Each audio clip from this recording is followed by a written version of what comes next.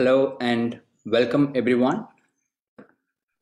Thank you for joining us today on the occasion of the International Day of Yoga. And this is a program organized by Ritambhara and Yoga Vahini to honor and celebrate the contribution of Sri TKV Desikachar towards yoga. And this is the start of a series of dialogues that we are initiating. And thank you all for joining for this inaugural session today. And we have with us 4 very senior students and teachers of Sri TKV Desikachar. Before I invite Srimati Saraswati Vasudevan to introduce the program and the speakers, I would like to share the program outline for today and also some logistics information for all who have joined today. This is a 90 minutes session where each speaker, each of our guests will be speaking for about 15 minutes, sharing their experience. And following that, we will have a half an hour time for interaction and dialogue. The chat is disabled so that we are not disturbing with messages in between the dialogue. But as you listen to the speakers, if you have any questions, you can message. It is enabled only to the host, so I will be able to receive the questions. And we will curate the questions to be taken up in the last half an hour. So please feel free to message them directly when you have any questions which you would like to take up during the interactive session. And we would like all of you to be fully present, and hopefully you will have an enriching time. I'm inviting Srimati Saraswati Vasudevan. She's a long-time student of Sri TKV Desikachar and also the founder of Yoga Vahini based out of Chennai. Saras, I would like to invite you for the prayer and for the introduction. Thank you, Hari. A very warm welcome to everyone. I'm going to begin with a prayer.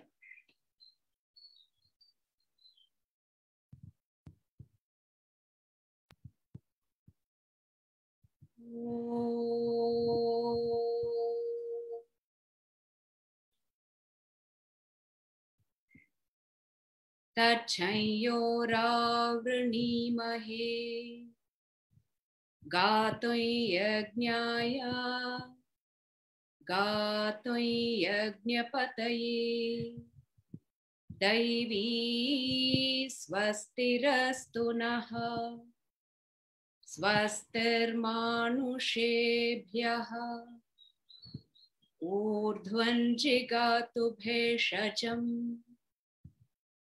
Shanno astu dvipade Shan chatushpade Om Shanti Shanti Shanti.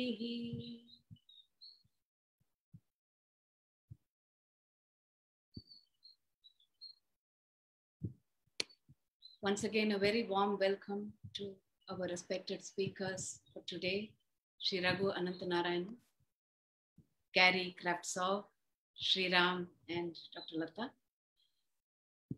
And a very special welcome to all our senior teachers, students of Sri T Krishnamacharya and Sri TKV Desikachar, who are part of the Ananta Yoga group, who have also joined us today in the session.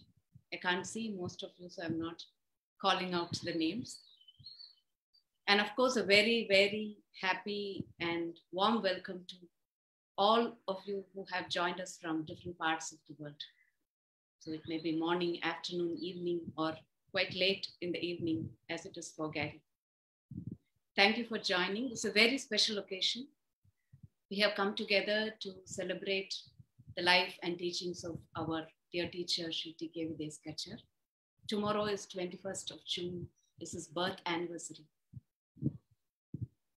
Desikachar's definition of yoga that I have heard him say many times is that yoga is a relationship. True to that, it is this very special relationship that we had with our teacher that has brought many of us together in this very special endeavor. For me, it is the fruition of a dream I have cherished for many, many years to bring together the students of Krishnamacharya and Desikachar so that we can share their learning and experience with future generations of teachers, many who may not even have met these great teachers, but are seeking with great sincerity to carry forward the teachings. So as Hari mentioned, this is a joint initiative of Ritambhara Ashram and Yoga Vahini. So before I introduce our esteemed speakers for today, I will just share a brief introduction to Ritambhara and Yoga Vahini for those of you who are new to the space. And I will also share the intention for our coming together. Ritambhara is a community of seekers engaged in a quest for rasatmic living. The members share a common concern for the current ecological, socio-cultural, and political state of the world, and find deep wisdom and hope in the teachings and practice of yoga as a way forward from these crises. I founded Yoga Vahini along with my husband 10 years ago. After spending close to 17 years at KYM, playing different roles, but primarily continuing to be a student of yoga and a student of Desikachar. Yoga Vahini can be described as a community of yoga practitioners, teachers, therapists, actively involved in study, in training, one-on-one therapy, and we are also beginning to do some work in the area of yoga research. We have our centers in Chennai and Hyderabad with students and teachers spread across India and the world. Our community is actively supported and nurtured by many of these senior teachers who continue to teach us and mentor us. So there is this beautiful feeling of so many generations of teachers and students coming together, like many tributaries coming together to join the river to flow towards the ocean, gathering momentum, carrying the precious teachings into the future. Today is the beginning of a very special monthly series of webinars on this topic, the Yoga of Desikachar. An extraordinary teacher who taught each student differently. And that's what I hear every student of Desikachar say, including me. That's how I felt. Like each one of us, our experience is very unique and different in the true spirit of Vini Yoga. We want to bring many of his senior students, not just senior students, but also students like me who were not very senior, into this dialoguing space to share what we have learned from him and how we want to take forward these teachings that we have received from him. Today is just a beginning, so you're going to have maybe 10, 12, 15 minutes with each of these beautiful teachers, but wait, there's more to come. You're going to have more time with all of them. Yeah, and mostly it will be, I think, the third Sunday of each month. The timing will be decided. And if it doesn't suit your timing, if you're in a different time zone, don't worry. We are going to record the sessions and share it with you. Sometime in 2022, we are planning to have an international seminar to honor our Guru Parampara. So join us in this journey along with our teachers who carry the spirit and teachings of Sri TKV Desikachar. I would now like to invite our first speaker. So the four teachers will be speaking in chronological order, maybe by age, but also by the number of years they have been acquainted with Sir. You all have received their bios, so I'm not going to read them or go through them. I'm going to share mostly from how I have experienced them and their teachings. To start with Sri Raghu Ananthanarayanan, the senior most in this group, who met Desikachar in 1973. I started studying Yoga Sutra with Raghu in 2013. And I think that was a very significant turning point in my life as a person, as a teacher, and something drastically shifted for me. First, I have to say, Raghu helped me to listen better because I learned very soon sitting in his classes that if you don't listen well, you can't understand. The teachings are so deep and profound that you have to really keep your mind very, very quiet. And secondly, when you listen with a quiet mind, the very process of listening is so meditative that it just peels away several layers each time. I have experienced Raghu as a teacher who's both equally exacting and compassionate. Desikachar has always given me a gentle and sometimes not so gentle nudge to do and be more than what I think I can. And Raghu holds that space for me and perhaps for many of us here.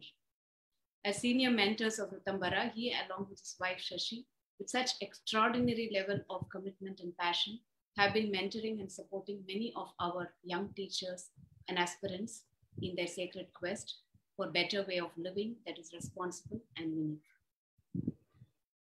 So inviting Raghu to share what he has learned from Desikachar and how he has taken these teachings forward. Raghu.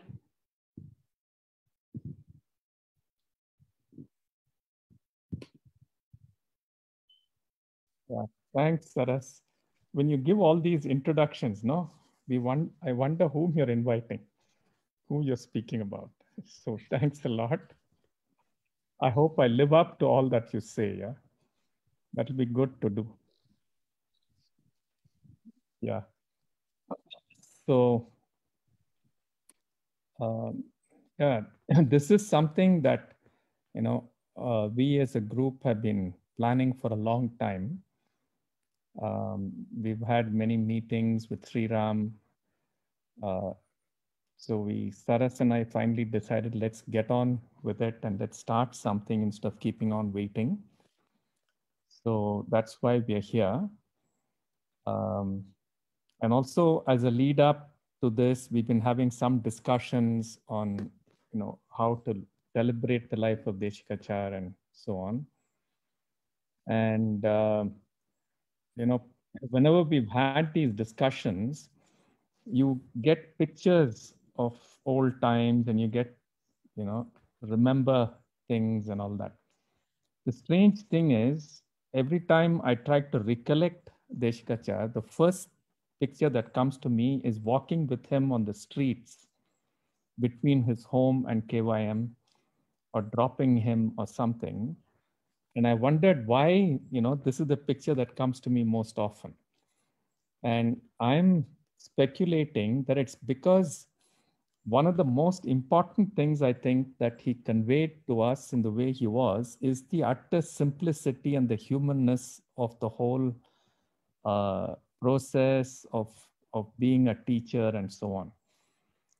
Right? There's no big shusha, there's nothing. I mean, wearing a bush shirt, wearing a dhoti, walking around.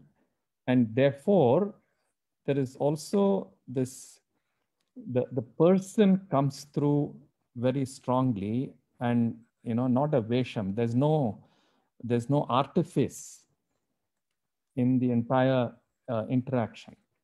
And I think that is one of the most important gifts that he has given all of us. So that was the first things that came to my mind, apart from so many other interactions and discussions and dialogues and things like that. The other thing that came to my mind is how, for many of us who were the first cohort of teachers at KYM, the whole process might be as close to a Gurukula that we can get to in modern times. Because, Prabhakar, Lalita, Lakshmi, so many of us, Mukundan, all of us would be there at the Mandiram from about 7:30 in the morning, almost till about 7:30 in the evening. And there were various things that happened. And that's what was very interesting.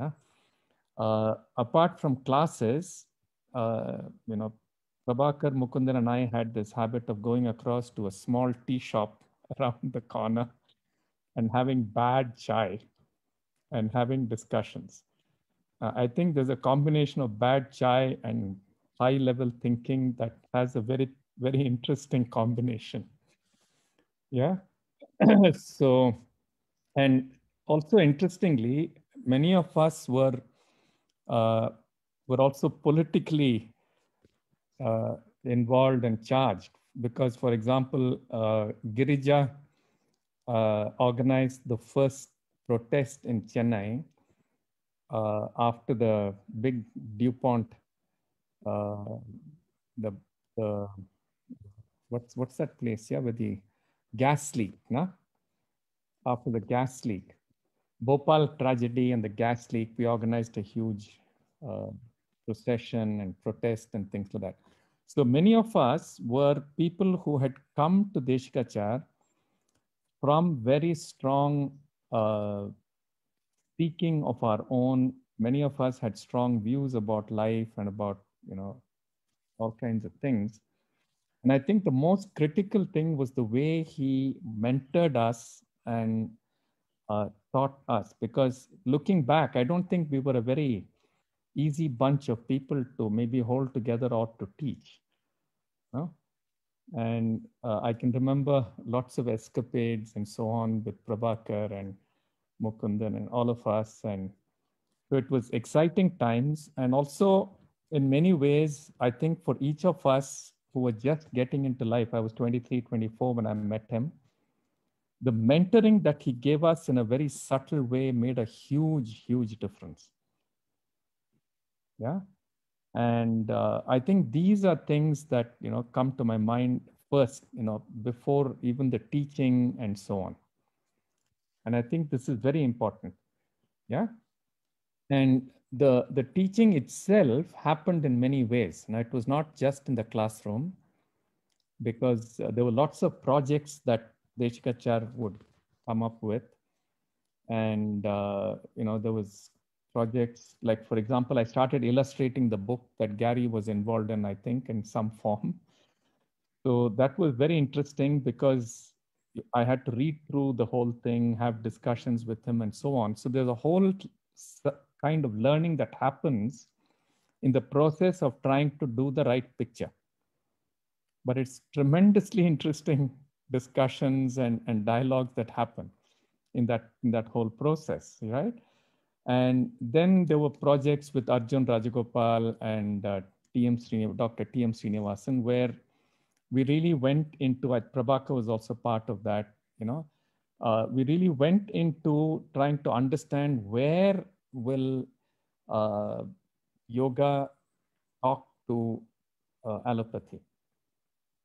And these were very interesting discussions because there was never a yoga versus this or this versus that ever in the whole process. And for me personally, one of the most critical of these projects was when we had a discussion with Dr. Pulin Garg from IIM Ahmedabad, with whom at that time I was learning encounter group work and things like that. And for about 3 months, we had very interesting discussions and dialogues between Pulin and Desikachar on what is transformation of the mind and what are the psychological aspects of yoga. And that has ended up being my keystone in my life in a sense. And I've been working with that ever since. And the Yoga Sutras, the way Desikachar analyzed it was very, very critical, because what came up in those dialogues was that the Yoga Sutras are actually a set of key questions and spaces and directions for inquiry. And the moment you take a sutra to be an endpoint statement, it loses its quality and it loses its power. So this, I think, was a profound understanding. And also, this, I think a lot of the ways in which he taught and the ways in which he dealt with us was, simultaneously, like I said, at one level it was very grounded and simple. At the same time, it was very challenging and, really blew your mind from time to time. Right. And a lot of the discussions I've had in his one-on-one classes was not always on yoga or whatever. He was, teaching J. Krishnamurti, and I was also very interested, and I would, I was in a sense close to Krishnamurti in certain ways. So many discussions we had in class was actually looking at life, looking at, where does Krishnamurti and his father's work, where do they meet, where do they not meet?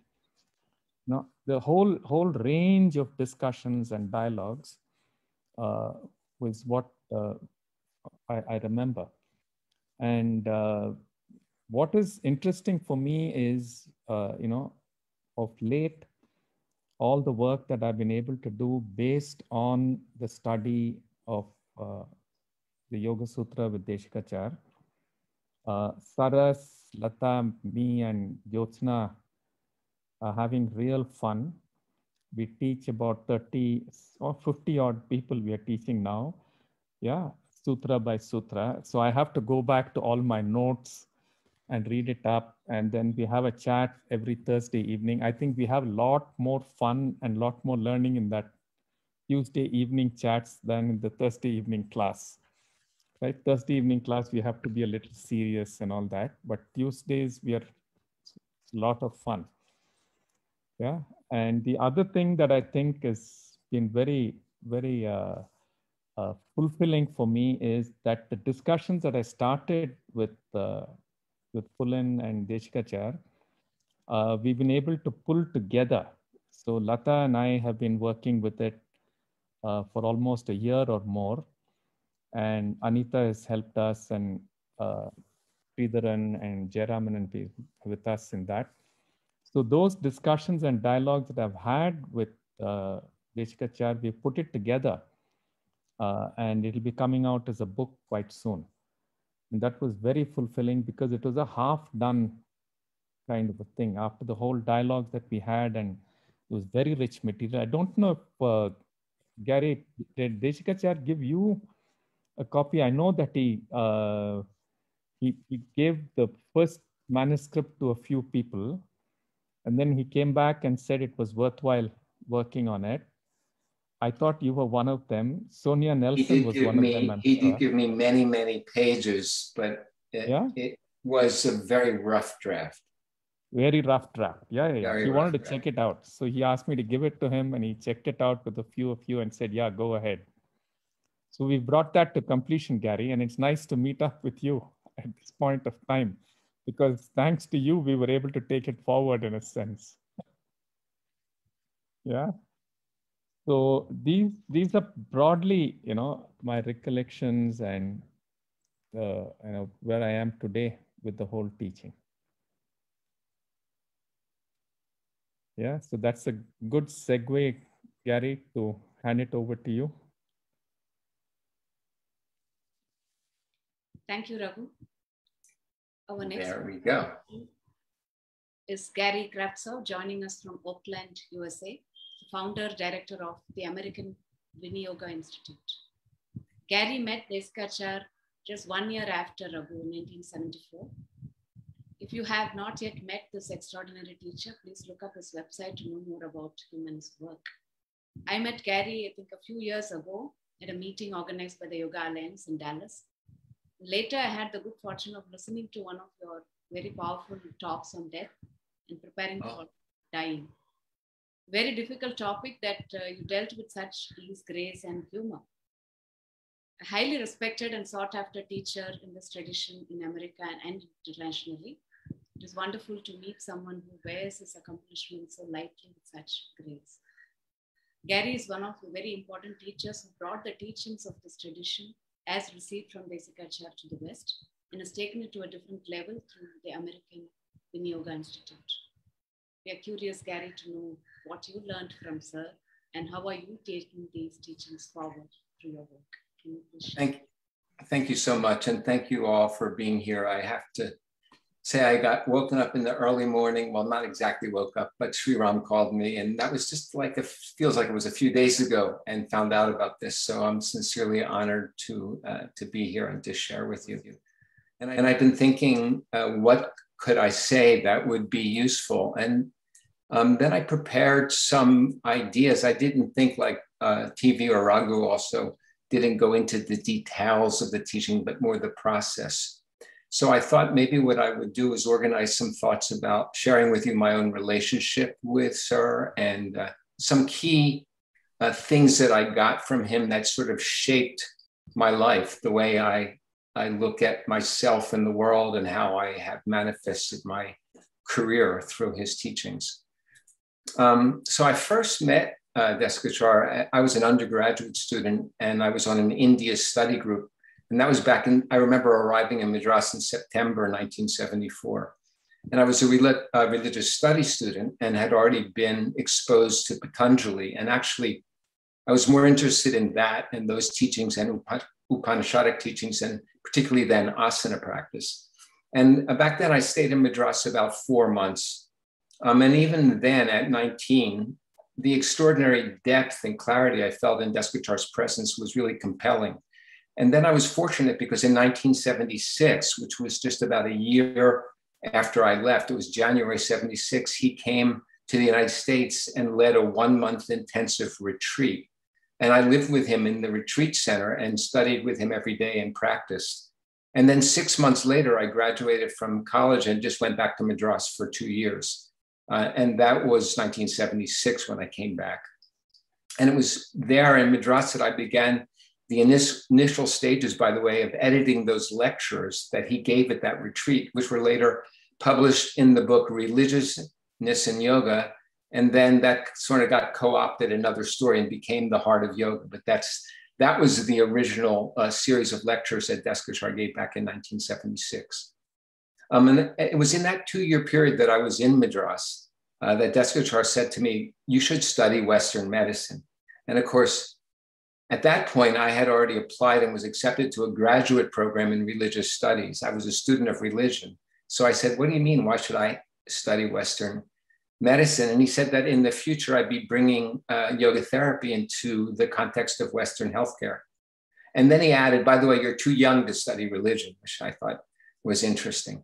Anyway, I did go on to do that graduate program, but I also began a self-directed study of anatomy and physiology and a little bit of pathology following his guidance. And I didn't really understand it then, but in retrospect, I can see how prophetic he really was, because a large part of my professional career has been integrating yoga therapy into Western healthcare. I mean, just to give you an example, I've designed several yoga therapeutic interventions for many successful clinical trials, and also played a big role in this establishment of minimum standards for yoga therapist education training programs for the International Association of Yoga Therapists. So, you know, this religious studies kit got involved with NIH, National Institutes of Health, and working with universities. And the big one was Aetna Insurance. We did a stress management program for one of the largest insurance companies in the world.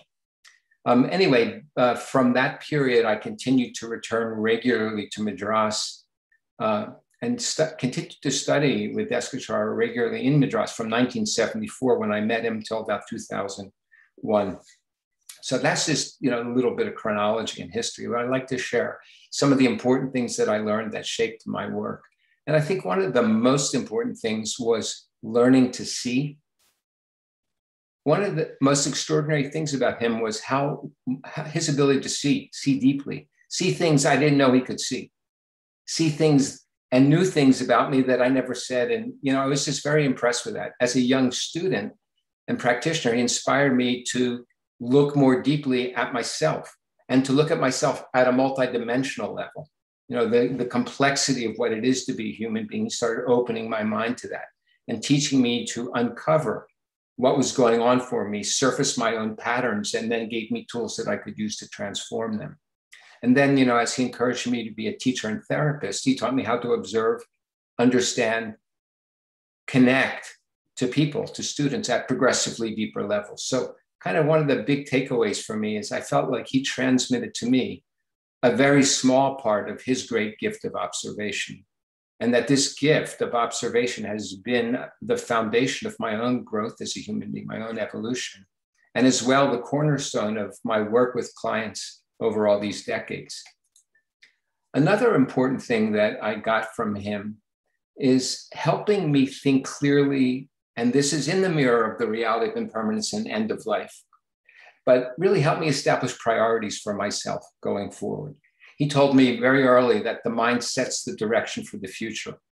I was a religious studies student back then, and when I first met TV, and I was interested in that's Raghu, right? I know Ms. TV. I was interested in the inner journey of yoga and even imagine myself, I mean, it's true, it seems silly now, but I imagine myself going off into the mountains as a renunciate and living like the ancients who inspired me. And Desikachar just sort of laughed and he said, you know, according to Father, which is how he talked about his Krishnamacharya, pravritti rather than nivritti is what's needed in this time. And so he reoriented me from my delusions of going off into the mountains as a renunciate, and brought me back into the world. And he taught me practical skills to help people and how to apply them. And he said to me that, I remember, and actually Krishnamacharya said this, I had very little interaction with Krishnamacharya, but some. One of the things he said was sthiti. And all you had to do was look at him, by the way, sitting at the top of those stairs. I remember sometimes arriving at the house and he was sitting there, Krishnamacharya, and I was afraid to go upstairs. But he was so stable. So sthiti, stability, he said, that's the first goal of yoga. And Desikachar helped me understand that sthiti is multidimensional. It's not just our structure, but it's also our physiology and our emotions and our thoughts and our behavior and in all of our relationships. And including, Desikachar pushed me to think clearly about how I was going to make a living. That'll come to in a moment. So this multidimensional way of thinking has also been a very important, even foundational for my own personal and my professional work. So then it came to setting a direction for my future. And I remember then I was young. Many years I spent there were formative years because I met him when I was 19. And I was uncertain after I realized I wasn't going to the mountain. Then I said, well, what should I do? What should I do? And he shared with me his own choice as a young engineering graduate to dedicate his life to yoga. And he didn't continue in that career as an engineer. So he sort of inspired me and supported me to help make my own choice. And actually it happened in 1977 while I was in Madras. He started assigning me students and I began to teach. He said I should teach. And he said that if you don't teach, you have to do something else. So you should teach. And he told me something his father told him. And I never forgot that. He said, the teaching is for the student. It's not for the teacher. The teaching is about the student. It's not about the teacher. So he taught me that I wasn't teaching students to do yoga techniques or methods correctly, but that I was teaching students how to use the tools of yoga to understand themselves and to begin to initiate the process of their own transformation. And that my job was to see students, to see the students' needs and interests, meet them where they were, and provide for them the appropriate tools that were accessible to them to help them move towards where they want to go. So so I decided not to go to medical school, and I completed my graduate degree in religious studies, including the study of Sanskrit. And then I continued my own study of Western healthcare, following his guidance. And then I began, because he told me to, actually. I didn't start with the intention to teach. I just wanted to learn and disappear into the mountains, I thought. And he said, no, go back into the world. And he said, now it's time for you to teach yoga. And then he said, now it's time for you to train yoga teachers. And he said, now it's time for you to practice yoga therapy, over the years. And as my career evolved, Desikachar, really encouraged me. He also said, write. So I've got a couple of books that I published with Penguin. And that was, he never pushed me, but he made, strong suggestions with perhaps the expectation that I would follow them. And I did. And the other thing that I think is really important is he never left this point. He said the essential tool for your own growth and transformation is your ongoing commitment to personal practice. He said that's the way that this path works. And it's really important also if you want to be a teacher, because, and I'm sure some of you have heard this quote from him, you can't give what you don't have. And so you need to practice. And then he talked to me, and Raghu said something. I'm saying Raghu now because that's what they're calling you, excuse me. Anyway, this idea of authenticity that you mentioned, like living authentically, he taught me that I should be authentic. Be myself. Don't put on a pretense, but maintain a balanced perspective in my own mind, and a balanced perspective about myself and others. Don't put on any airs. He talked about Bhranti Darshana, and the teachers who become self-important, really more like self-deluded, I think, is what he shared with me.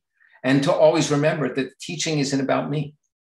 And in that regard, I remember he shared with me, it was the first time I heard the legend of Charaka and Patanjali being the same being. He said that from Charaka Samhita as a teaching, the physician should wear neutral clothing. So it's not about the teacher bringing attention to themselves. It's about serving the students. And then he said also, you can tell if your own practice is working or your students' practice is working because you're going to feel better. You're going to sleep better. It's very practical. You'll have more energy. You'll be less detached. You'll be less self-important. You'll be more tolerant of others, less judgmental of others. And he also said something very interesting, which is, to me, he said that you can always tell how you're doing by how other people are reacting around you. He says, if your practice is working, the people around you will seem to be happier and feel better when they're with you, which was really interesting.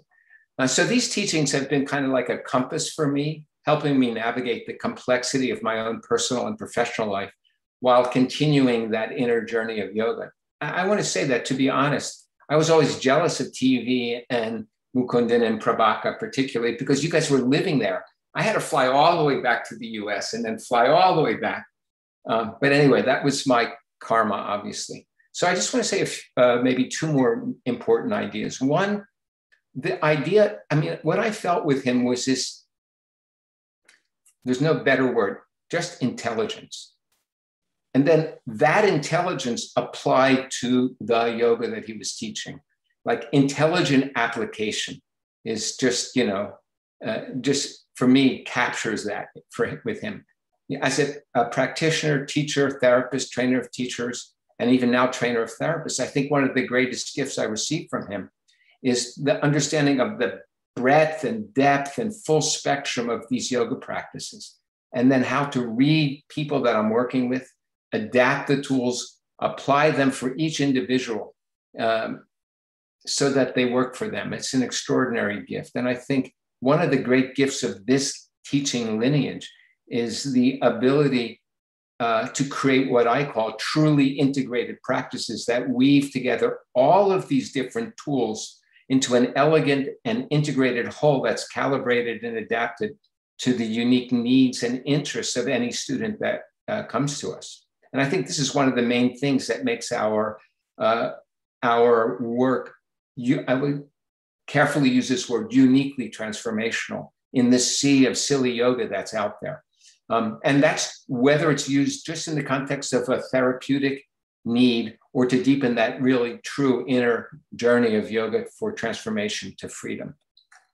And the last thing I think is important to say is that he helped me understand Svadharma and my own path.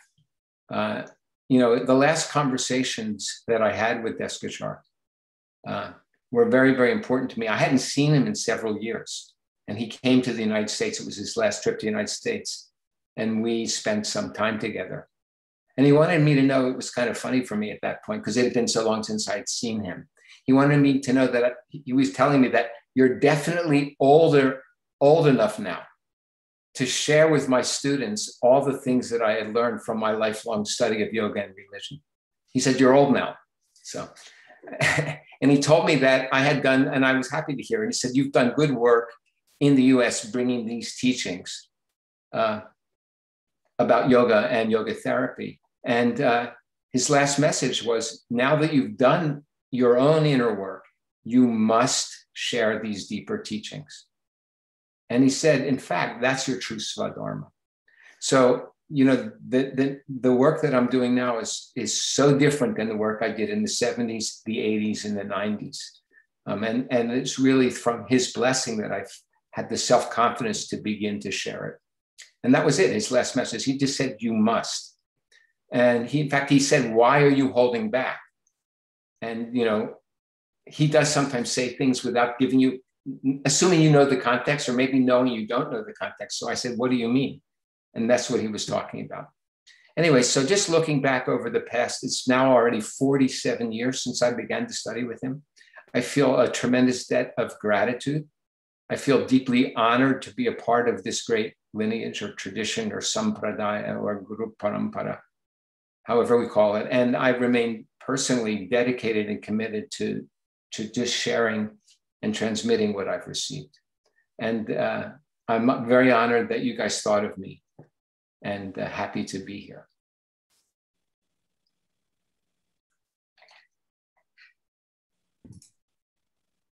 Thank you so much, Gary, for many of us who are teaching actively now, much of what you shared, so fundamental. And beautiful reminders. Thank you very much. Thank you. Our next speaker is Sriram.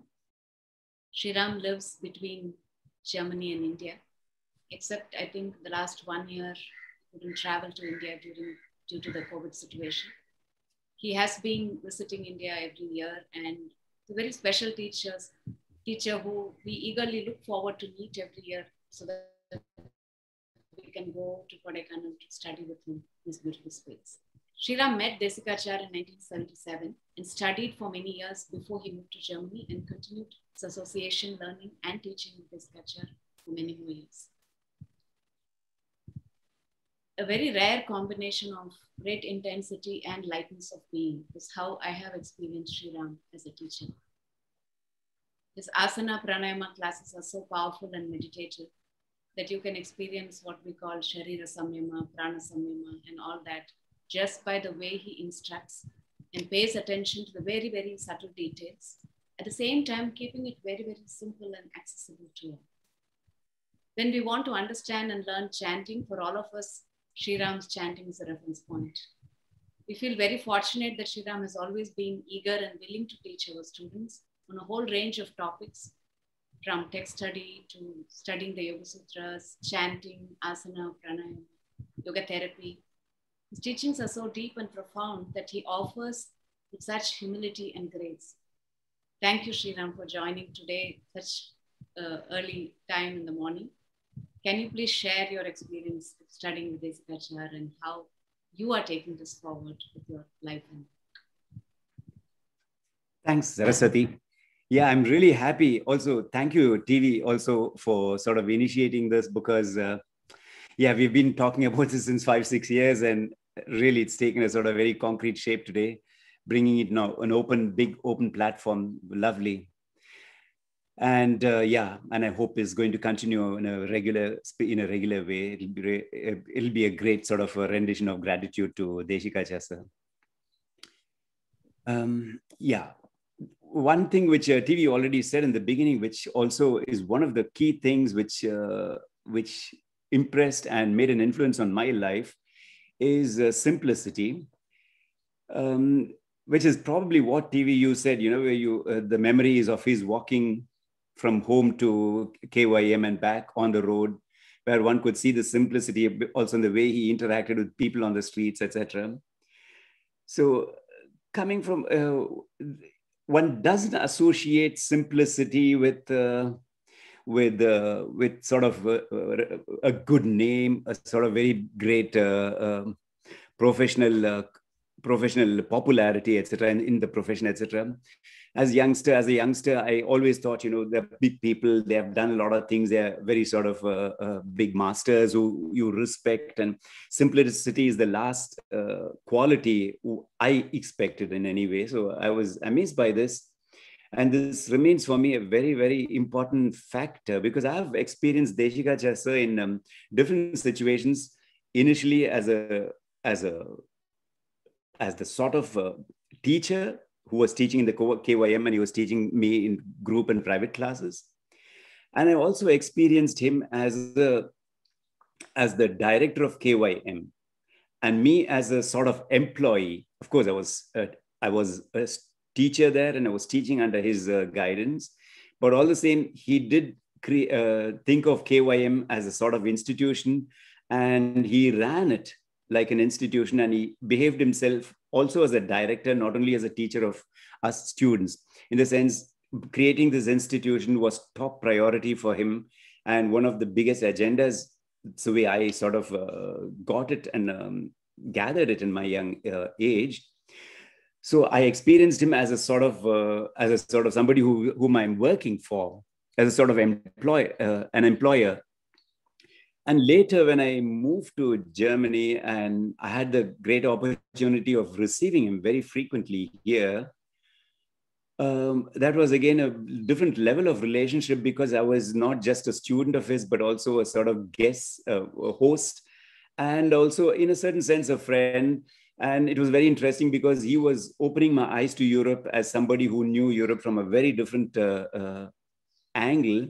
Also, I think a little bit influenced by his very frequent and strong influences by Krishnamurti. He was very strongly influenced by Krishnamurti when he was in Europe. So I think the way Krishnamurti had impacted him in his stay in Europe had also impacted the way he reacted to me, in sense of the way he sort of guided me through being here. So I would even say he gave me some instructions on how to master life being here in Europe, although he was never living in Europe.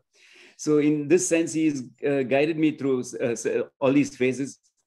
So as an employer, as a sort of director of KYM, dealing with an employee, me, a teacher there, he was an extremely strict person.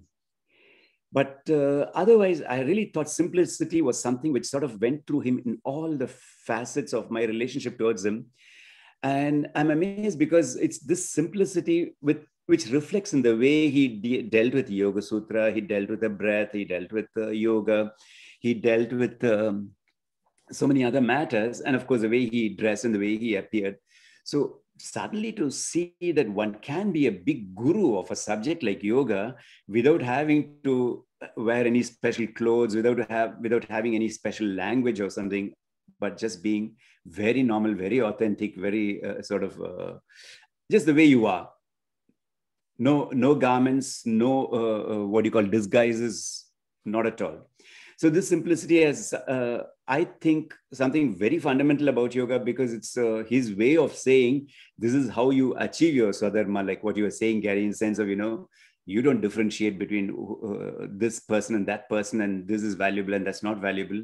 Everything is same to you. Just look at it in very, very simple eyes, like maybe a child would do, or like maybe a very naive person may even do it. But of course, he was everything apart from naive. He was a very sharp observer and also a very critical observer. And in that sense, I think this is something which has really helped me lose fears. See, I don't think I was by nature a sort of strong-headed, arrogant or proud person. That was not my main problem. It was one of my problems. But my main problem was more fear and being in awe of others who are greater and bigger, and not being able to sort of come out.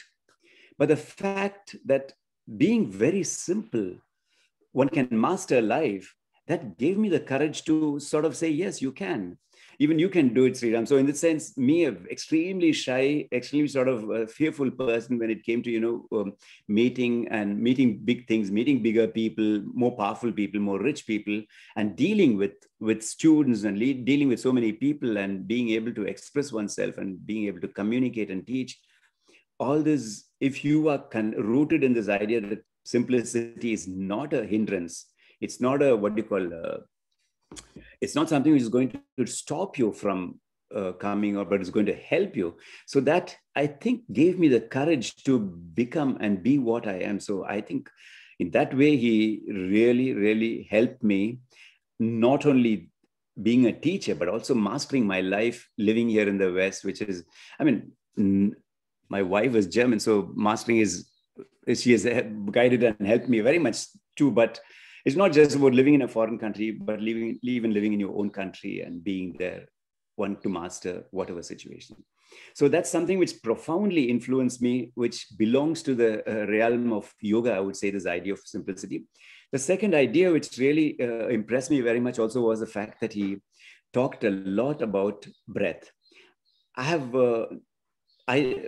In my life, for my own personal life, my own personal health, and also the way I teach and the way I understand yoga, I think breath is the essence. This is how I understand the texts too. And I can't imagine any yoga teacher of his time. I can't imagine anybody who would have really made me understand the value of breath so intensely. And I think, of course, Krishnamacharya has definitely contributed very much to all that Desikachar has taught us. But I do think that Desikachar, by this sort of simplification of asana practice, the simplification of the way we deal with the breath, he's really taught us how we can take the breath so far that we can really build a life based upon breath, so to say. That the breath is really the alpha and the omega of life and of yoga practice, definitely. So this sort of simplification, adaptation of the breath into the yoga practice is something which has enriched my life, personal life, and also the way, and I think the amount of people worldwide who have profited from yoga, they have profited because the breath has been so well incorporated by Desikachar into yoga practice. So I think we should not forget this, because the future of the world depends on breathing, on the breath, future of our health, the future of society too, in a certain sense, because the breath is that which sort of brings us together, which unites us, which is our sort of common factor. It's the same air out of which we all sustain our lives. So in that sense, breathing is coming together. And so I think Desikachar has, in that sense, really taught us something very, very valuable. And finally, I must say, I'm not a born teacher. Like Gary was saying, he wanted to be he wanted to run away to the Himalayas. And I don't know, TV, what your dreams about life were, whether you wanted to be a teacher really. But teaching was really not into one of my professional aims or ambitions. But I must say, Desikachar forced me into this a little more heavily than the way Gary described it about himself. He really literally forced me into this profession and left me no option. And I was not a very keen starter into this profession. But I'm extremely glad, because he made it very clear, teaching means learning. So you, like TV, your book, Learning Through Yoga. So you teach not because you are a sort of hierarchically higher person with more knowledge, which you sort of give in that sense. That may be true in a certain sense, but it's also about growing in the space of what we call vidya, where a teacher is there, student is there, the knowledge is there, and the sort of dialogue or the communication is there. So this teaching is a magic, which happens in a space in which the teacher plays a role. So teaching is a very, very beautiful subject. And I think Desikachar himself was a teacher who enormously enjoyed teaching. And I think it was a big sort of, not only a cornerstone, it was one of the greatest joys he had, meeting people, teaching and imparting, not to say, hey, I'm here, I'm a great teacher and I'm a well-known man, but just to say, this is beautiful to communicate as a person about knowledge. So these are the things which I think we can really take forward in the space of yoga. And I look forward to many further meetings of the group here and other teachers of who have learned from Desikachar and carrying this forward. Yeah. Thanks, Saraswati. Thanks, TV. And also thanks, Hari, for initiating this. And of course, Gary, for joining us today. Thank you very much, Sriram. I think what comes across as all of you speak, and also my personal experience, the simplicity of the teacher, something that we carry so deeply. So having said that, maybe we should just sit back and take 3 deep breaths. And then we go on to the next speaker, Dr. Latha.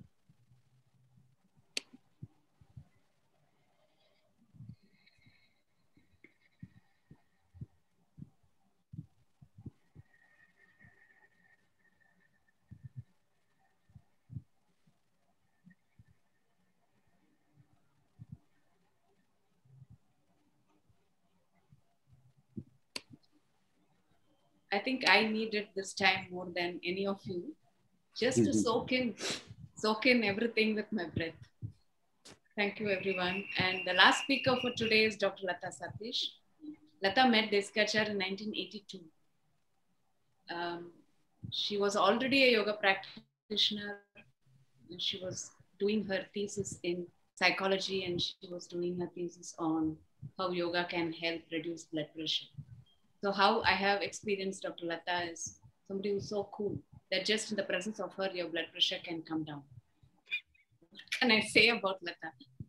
And I think for me, she has been a very, very powerful influence. She's the one who drew me to yoga research.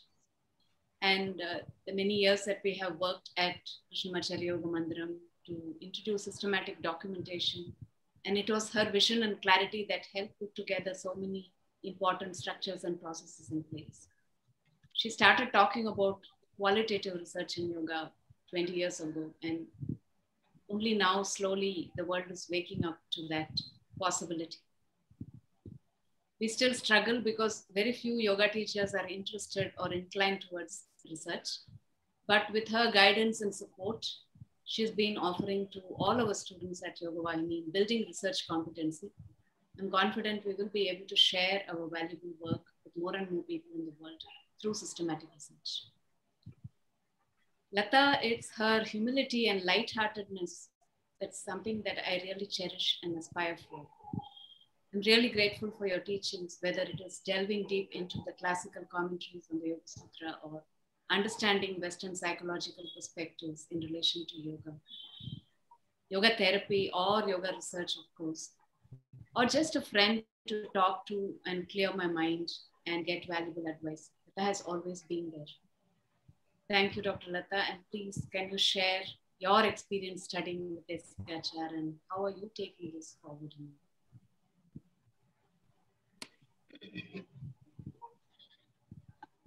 Dear Saraswati, Raghu, and Gary, Sriram, thank you very much for giving space here.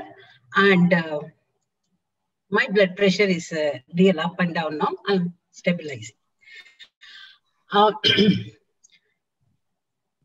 Basically, I started in 1982. I was 23 years at that time and had come to Chennai from Bangalore. So therefore, the first bonding between me and Desikachar was language Kannada.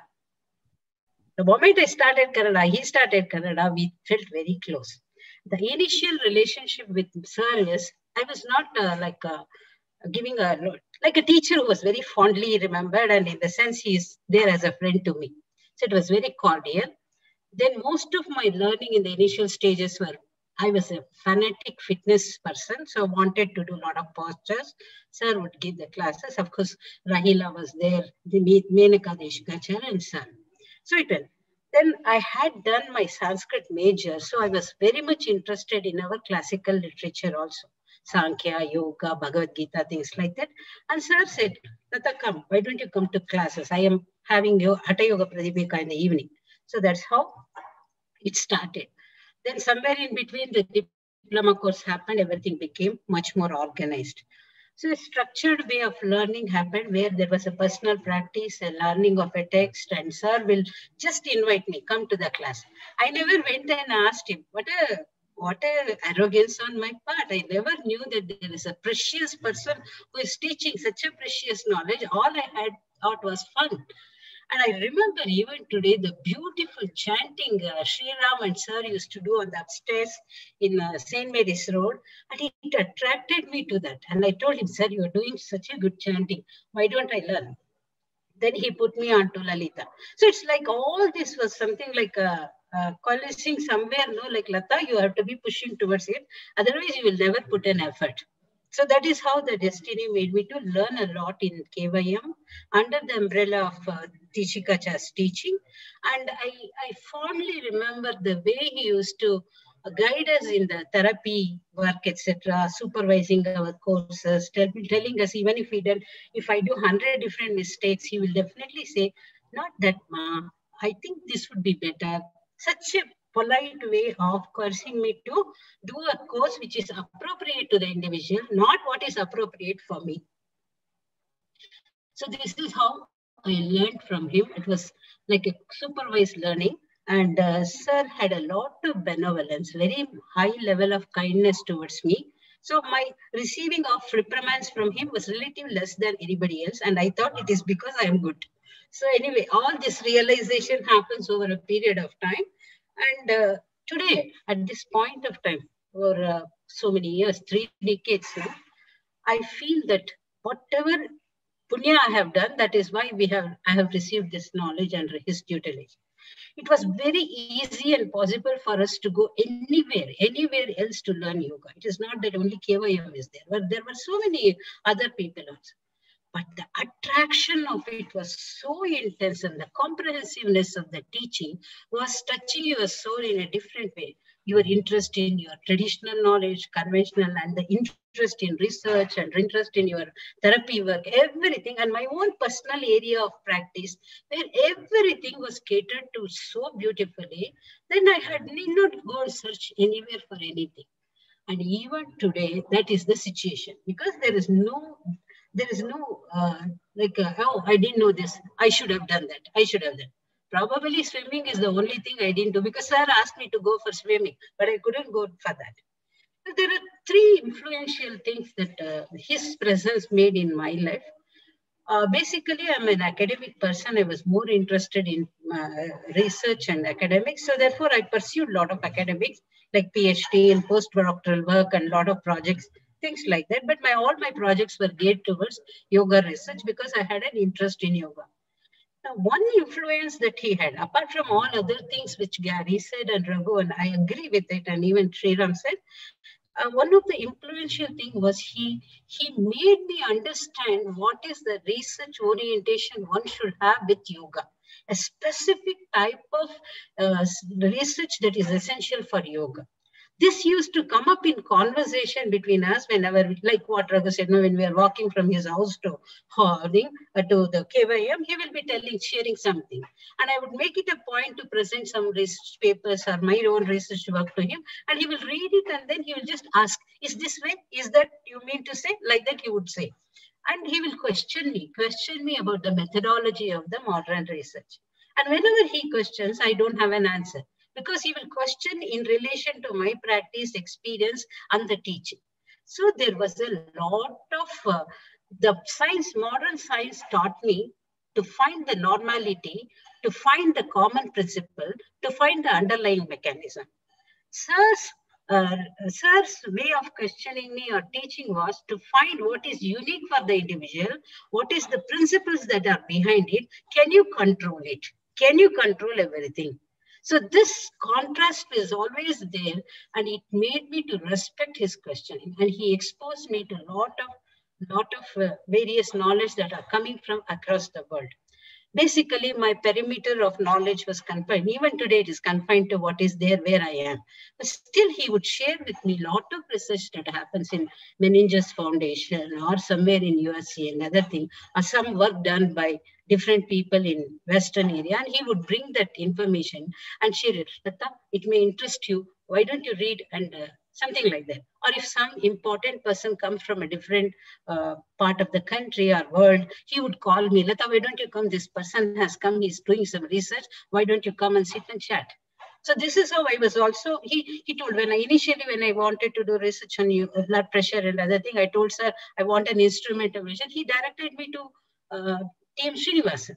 So like that, he had that breadth of, encouragement.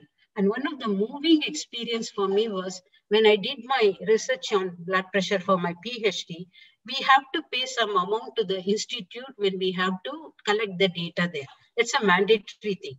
So I completed the data work and everything. And then I know I have to pay money, and I was on a stipend. So I went and asked, sir, I have completed the work. This is my thesis. Tell me how much I have to pay to KYM. Nothing. That's all. Then I was really, because I had calculated, if he asks 5,000, I can give. If he asks for more than that, how will I do? Absolutely, completely no expectations from me for anything. So these are all many, many, many experiences. I don't want to say that. Now, one influence was my shift from a research which is normative based, group based, randomized based, to a shift to a research based on the process and the individualities and also unique experiences of the people are more valuable. He said, you are looking at yoga as a technology. Don't look at it as a technology. Look at it as a process and its influence. This was one important dimension. So that made me to integrate this knowledge from Western psychology as well as a knowledge from yoga, experiential knowledge of yoga, and I started trying to see what it is. Then he would always tell me to look for what is it that is changing. If you can identify that, and is it something that is exhaustively, permanently changing or temporarily changing? Are you able to do that, Lata, with all your instruments? He would ask me. I had no answer. I said, no, sir, I don't know. For temporarily, we think this has a change. Then he would say, okay. Then he said, how simple is your technique? How complex is human mind? You look at it and then let me know. And every time he would ask me a question about the Western psychology. What do they think? What do you people say about it? What do you people say? I thought I was a master PhD in Western psychology. And at the same time, I have no answers for that. Even if I go and read the book and come back, he will put me a question which I can't answer. Then I realized there is something which is very, very valuable in this Yoga Sutra or valuable in your Indian psychology, which I have to really, really pour over. So that is what is first influence which Sir made. Of course, apart from all other things which all of us commonly share, for me, that confidence about talking across any forum, anywhere in the world on yoga research is really improved manifold because Sir was questioning me. He was not questioning the methodology. He was not questioning it. He was questioning the outcome. Do you think it is the perfect outcome that the research has proved? So that made me say, no, it is temporary and I will have to pour over more.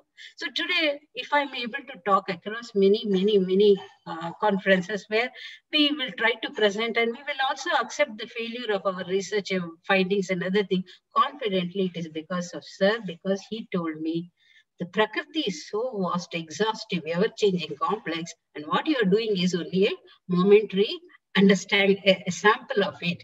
This is summary of our this thing, and he always encouraged. Even if I make some mistake in my research, he will definitely encourage. You do it and see how it will be, something like that. That is a beautiful orientation. I had a traditional teacher of yoga and a modern scientist with all my equipments of all the instruments of measurement, and he would ask some of the students who come to him from a Western country, Lata, you take him. He will be amenable for you to do the testing. So I will measure the blood pressure, measure 100 different things and in different postures, and then take the results to him. And he will say, oh, is it? It is very interesting. Oh, yes, that is why probably this quotation was given there. Like that he would say. It is a beautiful experience. And that I will always share. So every time when I do a finding or a compilation, I will just think what he will think if he reads this. That is what I will do. It's a very unknown phase of Sir probably, and he was very, very scientific in his understanding, and he would always pick up something and give me an example and say, what do you think about it? And that will really make me look for the answers, and that sharpened my way of objectively looking at the reality and also understand something behind that reality which will influence these outcomes. And many things I cannot control. Once I realized it, I became more and more humble in my research. And I said, no, I won't do research in such a way that I want to please somebody, going to the billboard too soon or going for a publication too soon. And I won't do something which is not going to help in the long run. So this is what I learned from you. And today, at this point of time, my teaching work is very, very limited. I teach only 4 or 5 students one-on-one. Of course, I have joined your group in the Yoga Sutra this thing. And thanks for your invitation. And I also do a lot of consultancy work where people come to me to ask for research work in yoga. And I try to put and integrate this concept of normality, control, and randomization principle. And also at the same time, I put the process of yoga, how it impacts, and I'm trying to bridge a gap between these two so that at least some amount of this knowledge becomes documented in a more systematic manner so that we don't enter into a stream saying that yoga doesn't work here, yoga works here, yoga is perfect here. No, there is no conclusive evidence like that. So that is one area. Secondly, confidence in myself in terms of my personal practice. I have started valuing even the simplest, like what Sriram said, no, the breathing or chanting or even in the practice of the simplest postures. His simplicity is not only for his personhood, including for his own practices. There are so many practices which were nothing but a simple practice of integrating some 3-4 components, which made a lot of impact on the outcomes. So I'm trying to hold on to those type of practices. I either put it across to people who reach out to me, or I will try to do a practice and I'm trying to systematically document those in my diaries, in my personal diaries. So that helps a lot. Wherever whoever wants later, they can take it and try to work on it. Number one. Two. Third important aspect of confidence is with respect to he gave me two words which really influenced me. Lata, your name, I said, he asked me one day, Lata, what is your name? I said, Lata is a creeper. You know what is creeper? He said, I said, I don't know. He said, see this, he showed the creeper that was going up in the KYM. He said, this is going up, wherever it goes, it grows. I hold on to it because for some of us, his words are Vedavak. So wherever I go, I have to grow and I have to be a pleasant person for others. So I like a creeper.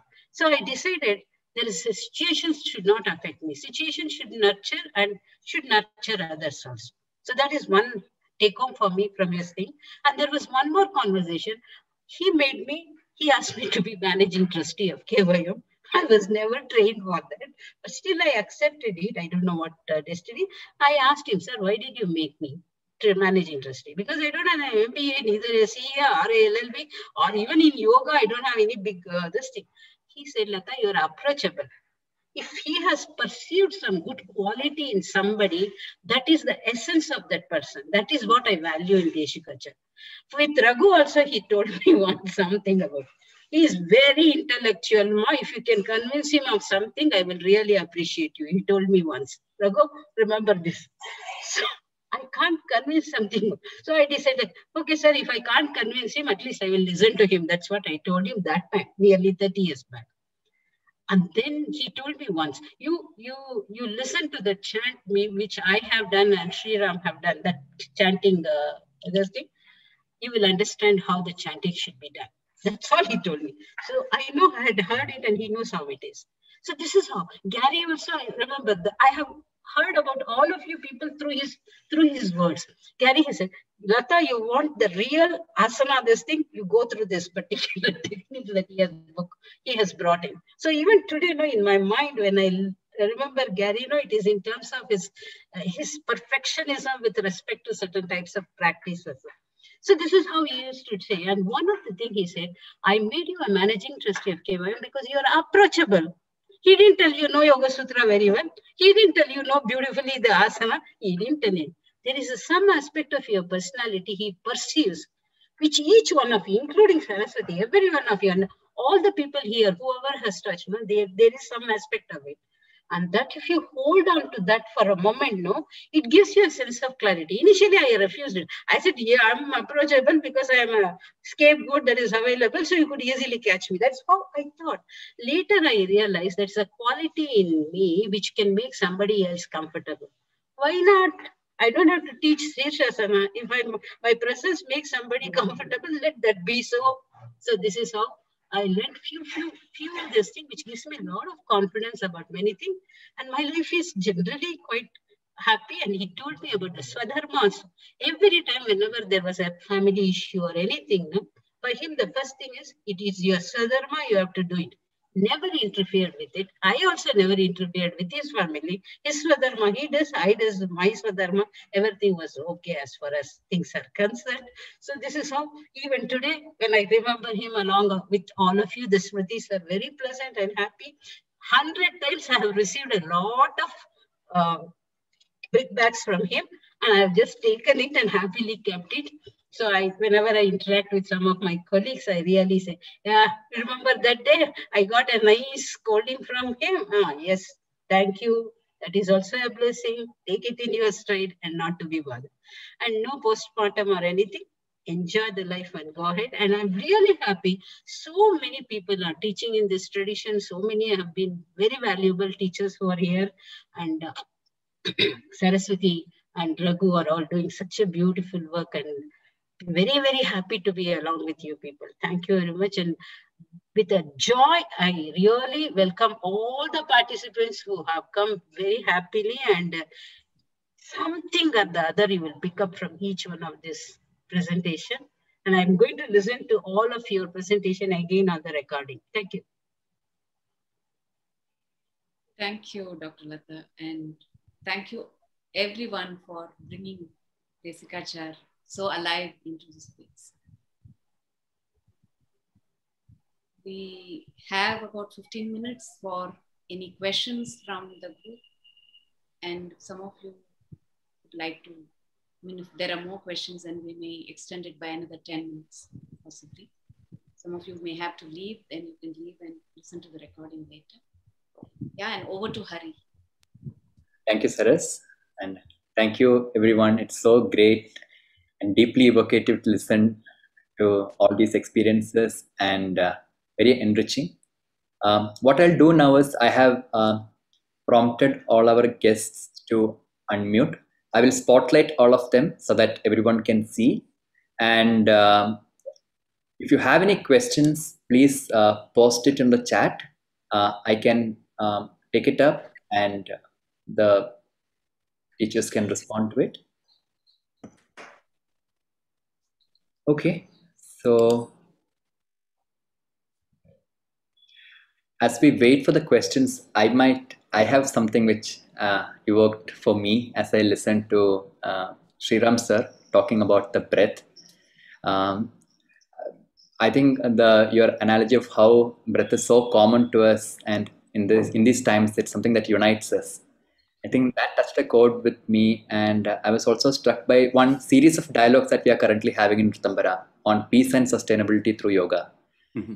One, I mean, any of the teachers can take it up on how do we look at the relevance of yoga in this tradition in terms of creating that sense of harmony and sustainability in terms of our life and the way we look at the world, because there are a lot of paradigms of world which is not really sustainable. So at an individual level, how could I look at this? I think Raghu or Sriram sir, anybody can.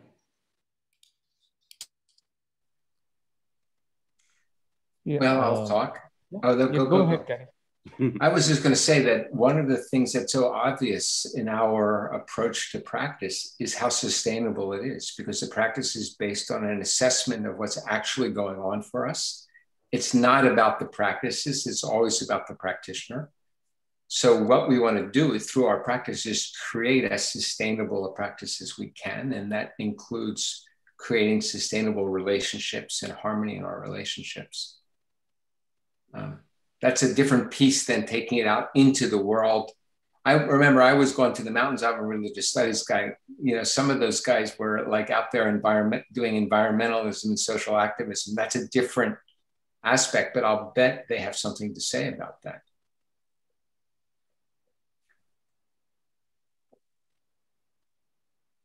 Yes, I think the idea that it's not the technique or the technology, like what Gary just now said, and also Latha Satish's lecture brought out, that itself shows that if we think of the individual or society, or the society of individuals or society of human beings as a point of reference and not what we have produced and what we have to sort of improve, etc. If that becomes more the center of our attention, then probably we'll start rethinking also about society, the way we conduct it and way we sort of, respect the idea of sustainability. So otherwise we just want to, maintain status quo. We want to sort of have a lot of, have all that we can have. So in the sense of, acquiring knowledge and whatever knowledge can give us, sort of that becomes the center of the technology and what knowledge, what technologies knowledge can give us, that becomes the center of our attention. And that's very disastrous for a sustainable future or sustainable society.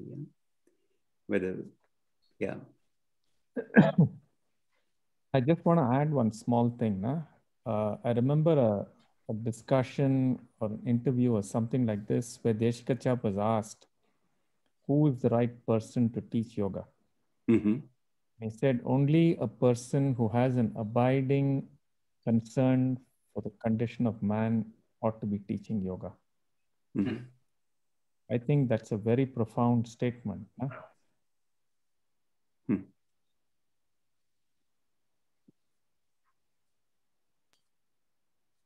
Thank you. So we've been getting some questions. So we have a question from Chinnasamy.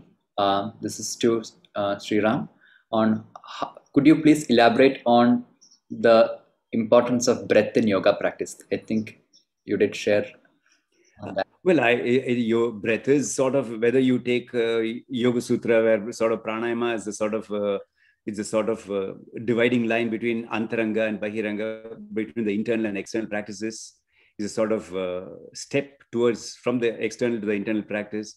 Or if you take Hatha Yoga Pradipika, where it's almost mostly about breath, the entire textbook, or at least the greatest part of it. And if you take so many Upanishads talking about yoga, they always talk about prana and breath. And so there's no question. See, I mean, we start living by breathing, in the sense, you know, you scream or you breathe, and then you breathe in, and that's how life begins. And we struggle for breath when we die, and pass out when we don't get air anymore, or we can't breathe anymore. So it is a sort of very deciding factor, and it's a beautiful engagement with one's self. So I think yoga has taught, it's one of the messages of yoga. So in that sense, it's really an essential calling of all human beings to take interest in breath. Taking interest in breath is equivalent to sort of taking interest in life, or taking charge of life, you know, taking charge of the breath. Yeah, in that sense, yeah. Thank you. Yes. When Krishnamacharya was asked a question, no, what is yoga? He said the first breath that a child takes is yoga. So the other thing that Krishnamacharya said is that the prana is the friend of Purusha, and that prana shakti flows from the Karana Sharira through the Sukshma Sharira and gives birth to the Stula Sharira. So it not only is our life force, but it is what carries us back to source. So it's everything. Yeah. Thank you. Maggie has a question on how difficult or easy does it make it to study yoga in the way Lata mentioned, that research rigor, along with the demands of the modern science?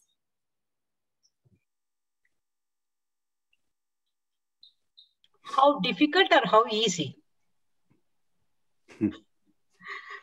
Yeah. See, there are researchers, physiologists, psychologists, or probably some other denomination of disciplines who do yoga research because they bring the knowledge from their domain and do the yoga research. Okay. Those are all like physiologists who know how to measure the physiological parameters, and they are very well trained in the methodology, and they try to subject the yoga practices to their disciplinary parameters. That is one way of research which has been perpetuated for past 3-4 decades, like prior to 1980s. Then there is another group of people, yoga people who have practiced certain technique, who want to do research. They are given an orientation to the methodology they reach. So what they do, they strive to fit the yoga practices to suit the research methodology and its problems. Like fixing a particular set of practices for a particular set of clinical condition, and they try to fit it to that.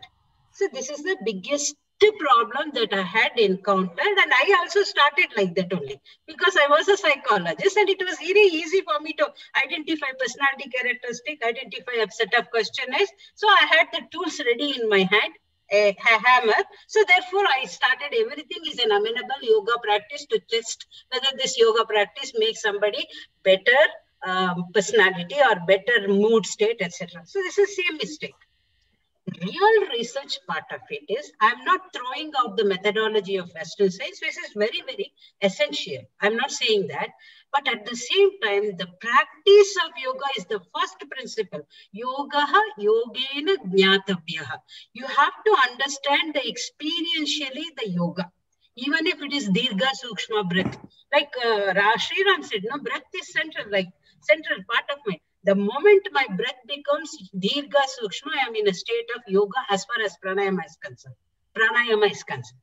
So that if you have experience, then you know what it is, and then you will identify what are the parameters I'm going to understand, and then you say whether it happens to Lata or does it happens to Yari or something happens to somebody else, Saraswati. And it may show a different perspective in each person, because each one of us is different.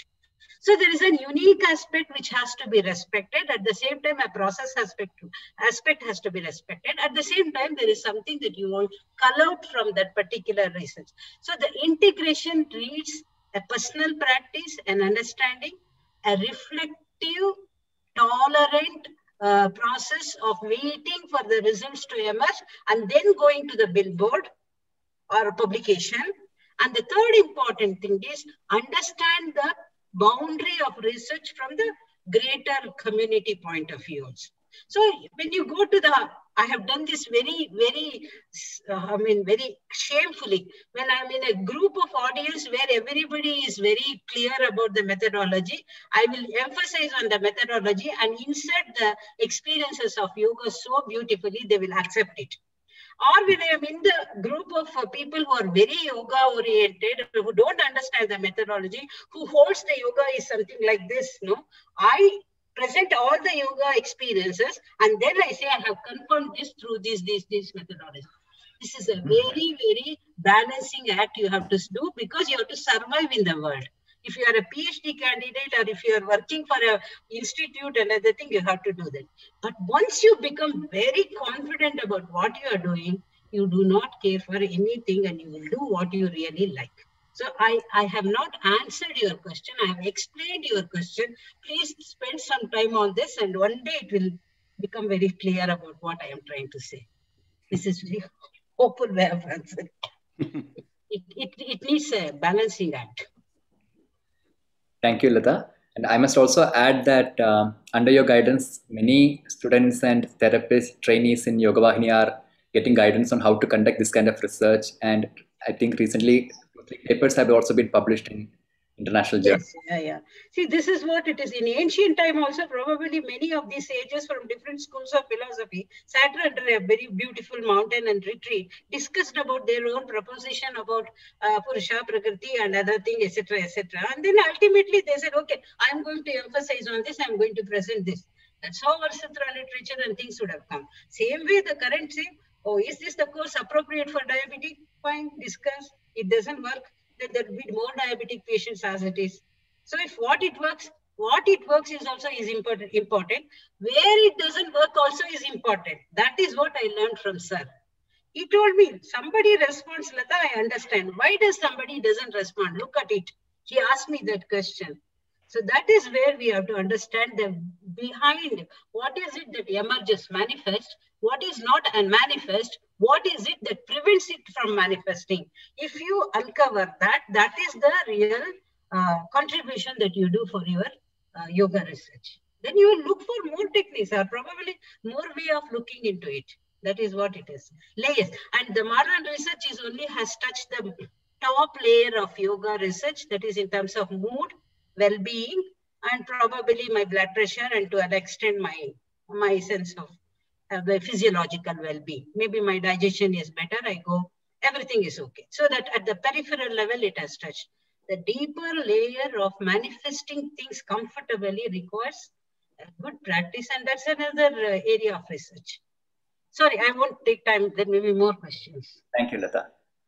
We have a question from Baxter, and this is evoked from all the sharings by all the teachers present today. This question is, my question comes from an observation which every teacher has shared, that their experience of sir's encouragement and discipline seems a reflection of the teacher's own personality and what they needed to progress with. He seemed strict with some and gentle with others. Is this true? I would say he was strict in certain spaces and gentle in other spaces, and very sensitive to who you are. Okay, so it's not like strict and not strict or this and that, no? It's a sensitivity to what will help you to grow. That's been my experience of him. He helped me understand the difference between false compassion and true compassion. You know, sometimes it was like going into the lion's den or into a fire. And, you know, my Spanish friend, you guys remember Joseph Barneta? Yeah. His Spanish English, he used to say caramella boom. Caramel's a sweet and boom is a stick. And he would work with both. But, you know, one thing that I can't, I'll just say it this way, that somebody said, he's so hard on some of you guys because he cares about you and he believes you can grow and he's doing what he feels is necessary to help you grow. So it's mixed. He was basically both, in the sense, you know, wherever there is a need, no, he used to be very good. Suppose I learned chanting, no, if I make mistake in my chanting, no, he will not even pardon me. The look he used to give is something that next time I will practice and come to the class. Suppose when I'm talking something about my health issue and he gives me my therapy class, he'll be very, very considerate. If I feel, sir, I don't have time to do this, I will say, okay, ma, let us look at it in a very more appropriate way. And then he will alter. So it is with respect to the content of the teaching and the way we use it. Suppose if you violate certain types of moral, ethical, I think he used to be very, I have done that many times. If I say that I will give a class to somebody at a particular time and I'm not able to come because I was happily doing my work in the university and I won't be able to come on time, he would just change the student to somebody else and he will look at me like this and say, the student was waiting for 15 minutes, you were late, so I have transferred her to somebody else. I will take it because it's my error and I will take it. So I can't say he was very strict. Can't he wait for 15 minutes? I would have anyway come. I can say that. It is my personality, but his personality was, you have to respect somebody's time and etc. etc. So there were many instances where I perceive it as a rule, but from his point of view, he had a dharma to hold on to. He had a certain institutional dharma or knowledge dharma which he had to hold on to. Probably that's what it is. And yeah, most of the time we always perceive our teacher as very strict. Sometimes. I also had the same experience, actually, his being an extremely strict person when it came to the space of teaching, because you as the teacher carry a responsibility and you're given a very tough job. If you're 1 minute late, he would be furious. If I, as a teacher, would be 1 minute late. If I was late as a student, 1 minute, that's okay. But if I was late as a teacher, it would be unpardonable. Yeah. And in a sense, he has been I've seen his sort of very strict and angry side of his. But since he had this extremely gentle and compassionate side to him, it was always compensated. It never became an issue for me, because it was in relationship to a subject where he felt it was extremely important to be strict, where it was extremely important to stick to rules. Thank you so much for that sharing. Kavita has a question on how Sir looked at what Western psychology sees as mental illness. Any insights on his view or what the teachers present here have learned from him on how do you look at mental illness? There were 2 or 3 or actually quite a few students that I was teaching when I was in KYM who were referred by psychologists or psychotherapists, right? And see, one thing is there's no one standard fit in all this, no? So it's very difficult to answer this question like that. But I think one of the things that I've noticed in Desikachar and then the way he would ask one to teach was listening to that person to see where that person's integrity was still intact, right? And he would not take the diagnosis very seriously, right? So he would refer to this as saying, you have to recreate the sense of swatantrata in that person. So if I have to give you a quick answer, he saw any loss of swatantrata of the person as the fundamental issue in a psychological illness. Yeah, so recreating the sense of Swatantrata, recreating the sense that that person matters, yeah, were very critical. And, you know, I've even seen him, you know, when somebody says, you know, I'm ill, this, that, nobody there to care for me, he'd say, no, don't worry, call me up anytime you want, I'm there for you, whatever. So the entire approach to me was sensing where that person's prana is still has integrity and has a possibility to grow. And having sensed that, the rest of the diagnosis wasn't important. Yeah. Yeah, I don't know, Lata, you might have dealt with. Yeah. To one more, just adding what Gary you said. Also must have dealt with this. Very correct. So that is one thing. He would say, no, instead of, let us say somebody had a depression, anxiety, or a schizophrenia, he would say the person is more important than the condition. Who the person who has the condition, that was his thing. And then if he uses the word, no, it is because they're referred by the student, not because he diagnosed. There is no diagnostic category in yoga in that sense. So he would not say. And he would find out what is the best that is still there in the individual. That is what Raghu said. The best part of it is the prana is still there, breath is still there, and the physical structure is good. And there is a support in the family or no support in the family. Depending upon that, he will always believe that yoga is a very good support system. Number one. Now, one aspect he had about the Western psychological management of the diseases, like mental diseases, was the drugs. He would say that if you can't handle the mind, you kill it by giving the drugs. That is what he had. Those words really resonate in my mind. You can't handle the mind. You hit it with some medication, something like that. So our job is to work on that so that at least first we will remove the negative effect of those medication and then try to find out what is the state of mind and help the person through certain practices. So this is what he said. And he would say, cloud, Lata, that cloud should pass. The cloud should pass and catch out of that momentary clarity, and that will give you what the person is, the true nature. And then you hold on to that, drag them out of that, drag them out. This is his understanding of the psychologicals. And for any person with a severe psychiatric condition, he would just call one of the teacher, put one particular practice, stay with him till he becomes okay, and then only you leave. Don't give any other class to anybody. You are with that person. I have done that sitting till 9:30 late in the evening because the person has to feel comfortable and you won't go and do some dangerous work afterwards. Something like that. This used to, and sometimes you would say you have to provide some assistance through taking out and probably help the person to get the trust. So this is his perspective about the person who is affected deeply at the mind level. Thank you, Lata. We have 2 more questions. Do we have time? Are you okay to? So yeah, fine, good for me.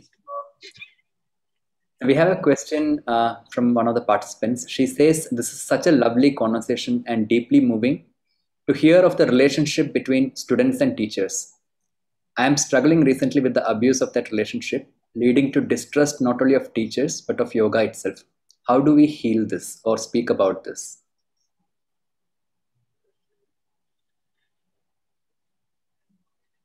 TV.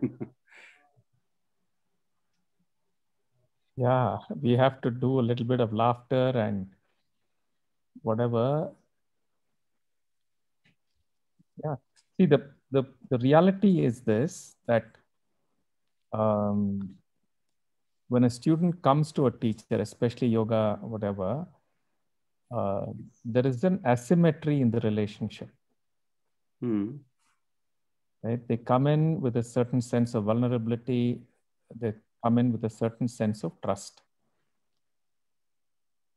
Okay.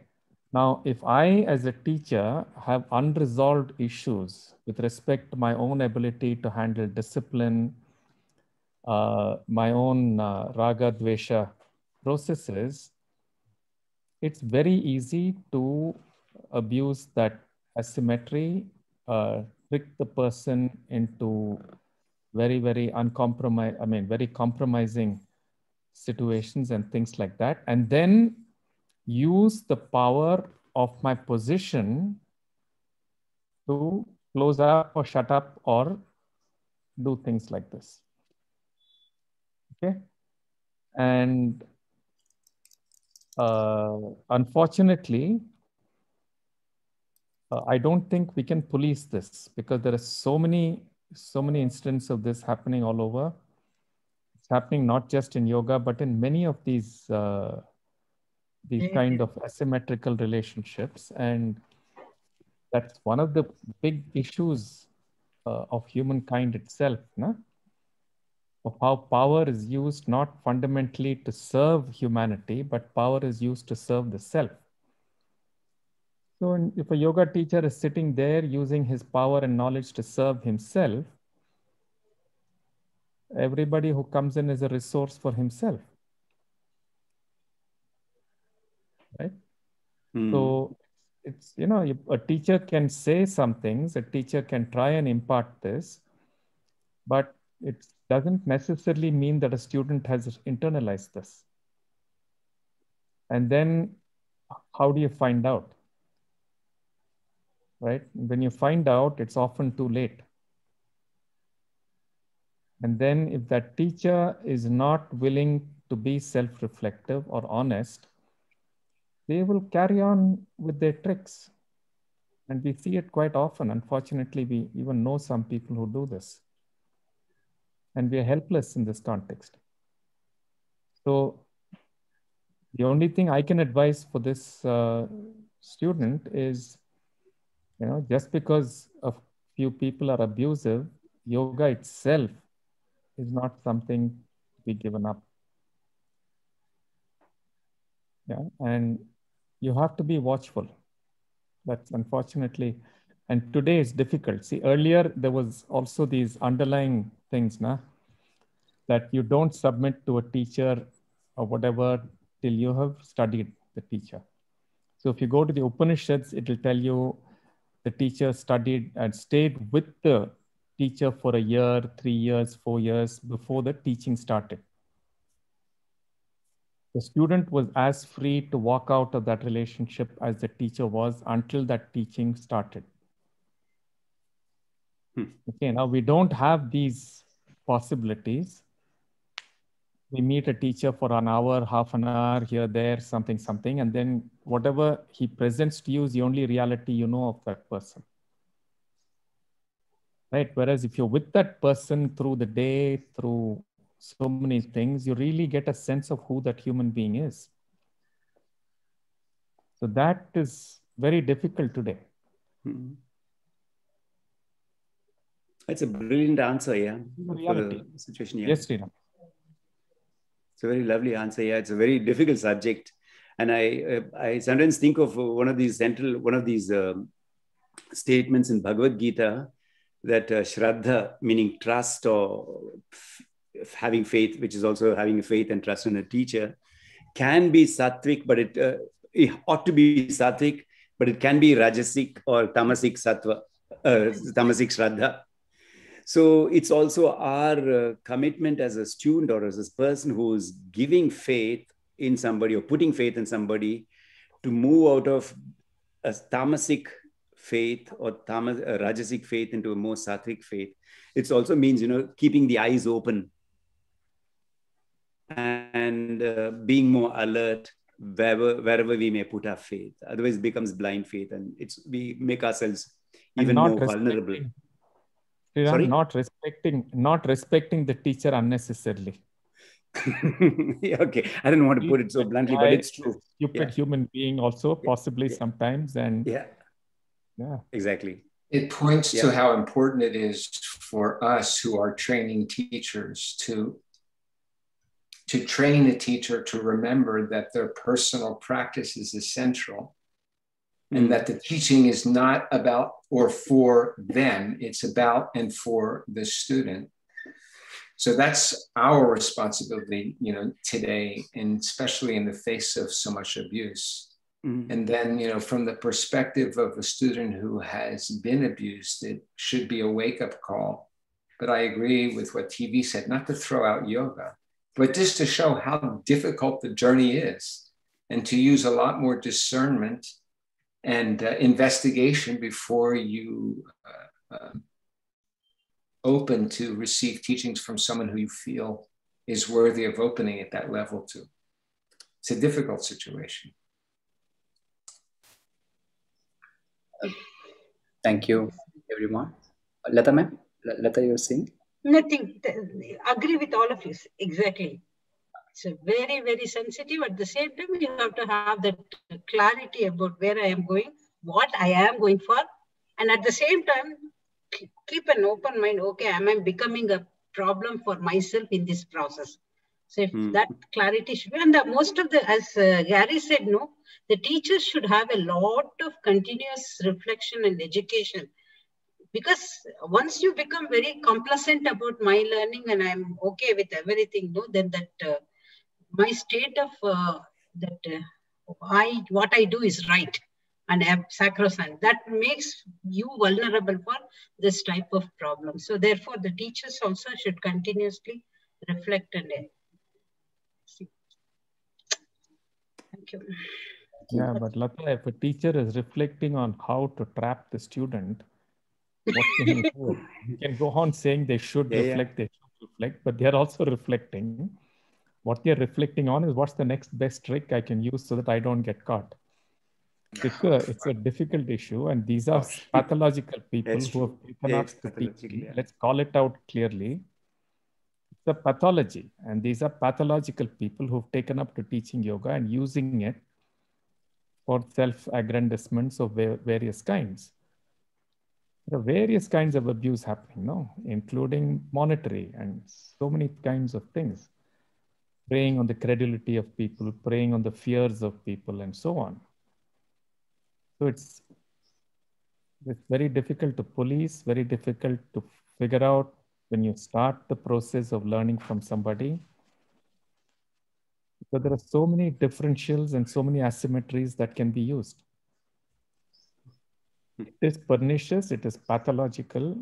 Unfortunately, we're not able to do much about it.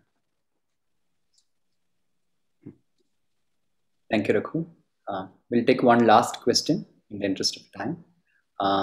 This is from Yale. So the question is, one of the obstacles is that there is so much to learn and there's a fear of not knowing enough.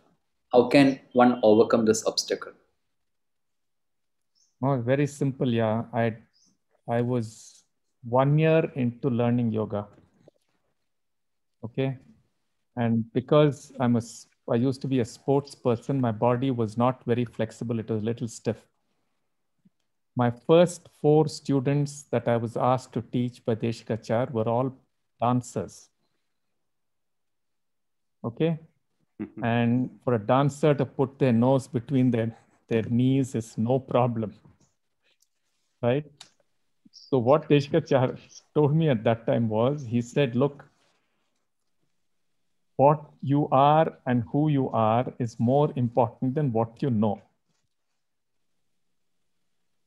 Right? So that's the presence, or that's the person you're taking into this place. Every encounter is an encounter for learning. Right? And the other thing he said, and also Krishnamacharya has said at one point, is he actually laughed in class when he said this. He said, you're seeing me now as an old man. Remember, I've not reached here without failing. Right? So you start from where you are, trust yourself, and keep learning. So Lata has to be a creeper who's constantly learning. I have to constantly learn. So, I mean, that's the only thing that Desikachar taught us, that is, you just keep on learning. But you don't set up this thing saying only if I have learned this much, I can do this or that. As you learn, whatever you can offer, you offer.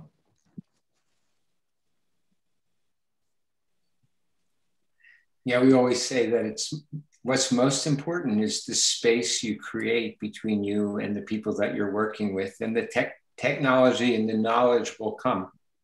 But don't let the recognition of how much knowledge there is yet to learn obstacle you creating that space. That's why your people are there. They're there because of the space that they feel when they're with you. And then for me, the other side of it is it should be a joy that there's so much more to learn, because there's so much that we can learn. It's extraordinary. But that shouldn't interfere with creating that space for those students that are coming to be with you.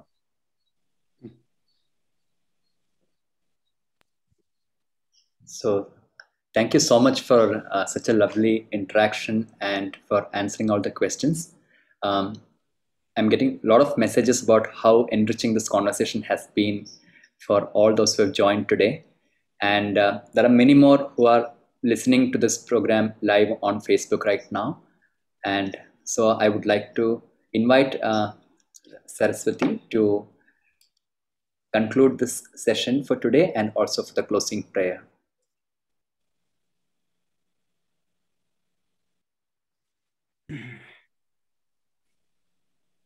Deeply touched and inspired.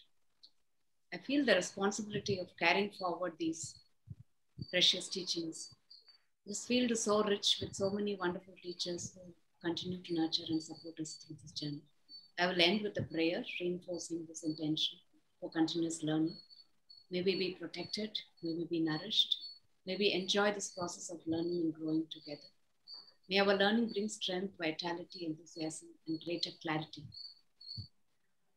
And let there be no blocks within and without that can separate us from receiving and offering.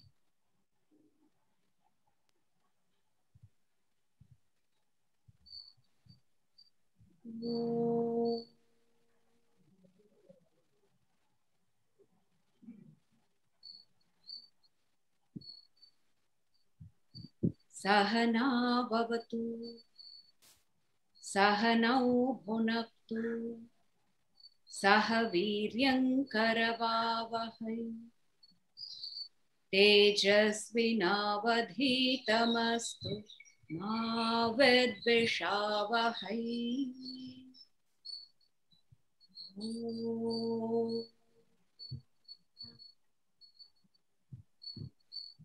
Shanti, Shanti, Shanti.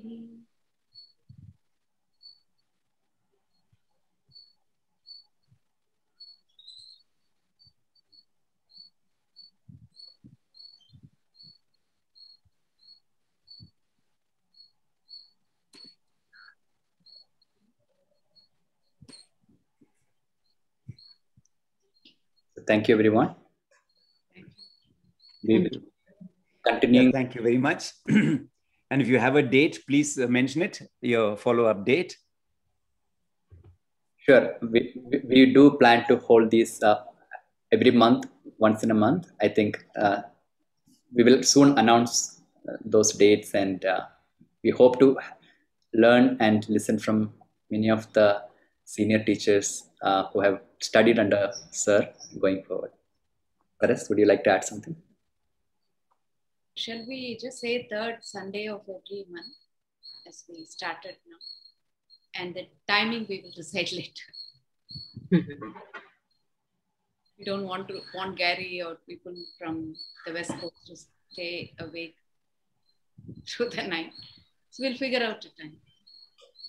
So it has been a beautiful beginning, and thank you all, teachers, for coming together. Thank you, Gary.